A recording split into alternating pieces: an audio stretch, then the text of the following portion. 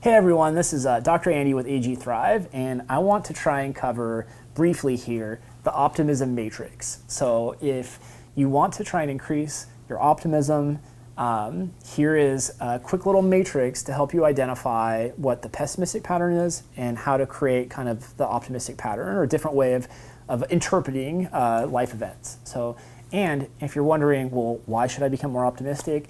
Oh, there's just only a few health benefits. Like, people who are optimistic tend to have less heart disease, they tend to live longer, they tend to have more healthy marriages, and they tend to make more money, be happier, and on and on and on. So probably worthwhile to try and become more optimistic. And it's a lot more different than just saying, well, the glass is half full. So the optimism matrix.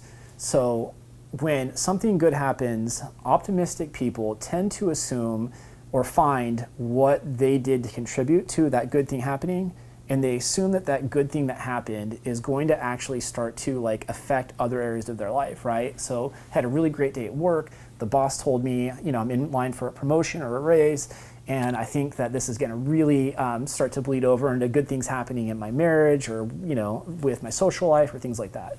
And so there's a internal locus of like responsibility, right? And there's a belief that this is going to keep happening. There's going to be an enduring positive thing, and it's going to kind of start to bleed it or spread into other areas of life, right? When something negative happens, the optimist sees it as more of a random, or kind of like a moment of like chance. So let's say I had a really bad day, a customer closed an account with me or something like that, right?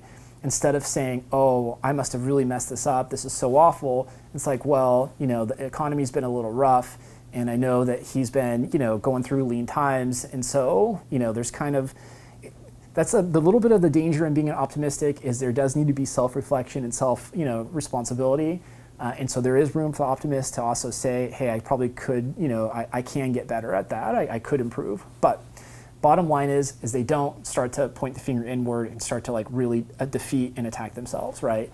Optimists also believe that that was just a random occurrence. It's not going to like be something that then creates a whole bunch of bad momentum, and they think it's isolated to just that experience, right?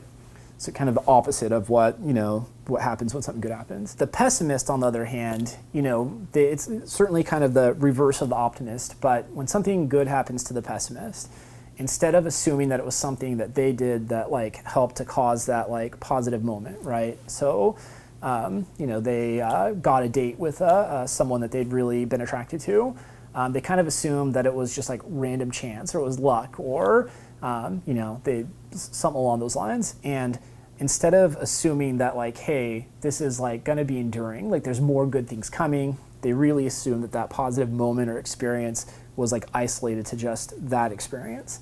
And instead of thinking, hey, this is probably going to be like an omen of like good things to come, they think that's not going to bleed into other areas of their life.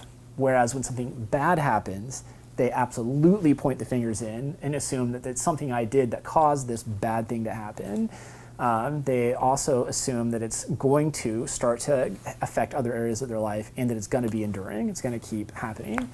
And so, you want to obviously try and flip that. So that's what the pessimist does, that's what the optimist does.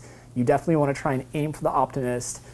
We're going to give you some tools on how to become a better optimist and some very practical suggestions and ideas. That's in some future content to come. I hope that you'll come and check it out. You can always log on and sign in to subscribe for the YouTube channel, or please go to the website at ag-thrive.com. Sign up for our newsletter and sign up for all the content that's coming out. We have a lot of really exciting stuff that's coming. So I appreciate you coming here to join me on the Optimism Matrix, and I wish you all the best in growing the life, love, family, and success you want, deserve, and helping you to begin to thrive by design. Thanks.